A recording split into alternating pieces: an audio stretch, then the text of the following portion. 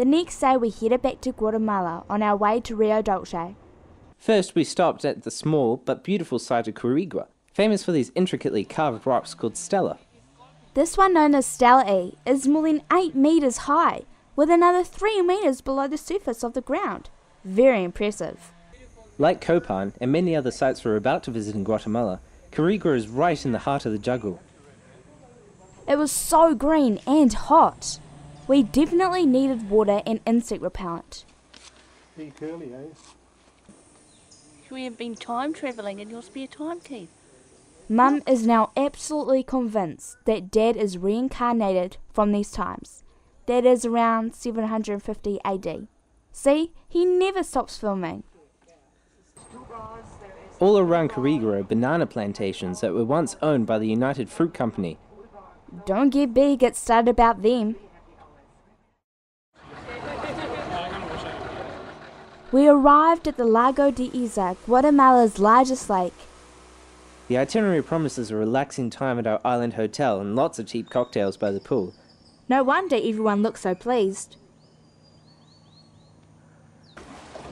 The next day we took a pleasant boat trip down the lake heading towards Livingston. Along the way we got a chance to see some local flora and fauna, as well as the people who lived there.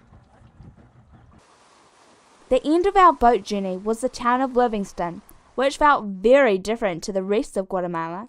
That's because the people here are largely the descendants of African slaves, who were forced here by the British in the late 1700s. We didn't really enjoy Livingston much. Some of us weren't feeling so good and needed an afternoon nap back at the hotel. And someone need to put his camera away.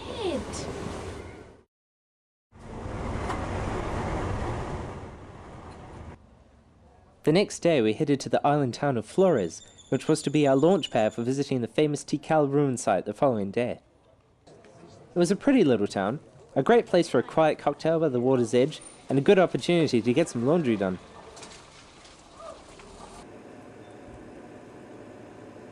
This island was once an important Mayan ceremonial centre, which was still functioning when the Spanish discovered it in the early 1500s. It wasn't until much later, near the end of the 1600s, that the Spanish forcibly took control of Flores, and then destroyed every trace of the Mayan pyramids and temples. The following day, curse 6 AM starts. We arrived at Tikal after a 1.5 hour bus ride. Light rain was falling, which only added to the immense beauty of this place. Literally rising out of the jungle, Tikal was once considered the Mayan world's most beautiful city. People settled in the surrounding area around 700 BC, and the beginnings of a major settlement soon began. By the middle of the 6th century AD, it is believed that more than 100,000 people lived here, and that the city was as big as 30 square kilometers. Just like the other Mayan cities we visited, the city collapsed around 900 AD, probably because of environmental issues. It's pretty cool, eh? We had really good access to the buildings of Tikal, something we never really appreciated until later on in our journey. We could climb pretty much any of the buildings, except this one, which was really dangerous. People have been killed falling down the slippery stairs. Grandad climbed all the major buildings, which was very impressive for a 70-year-old.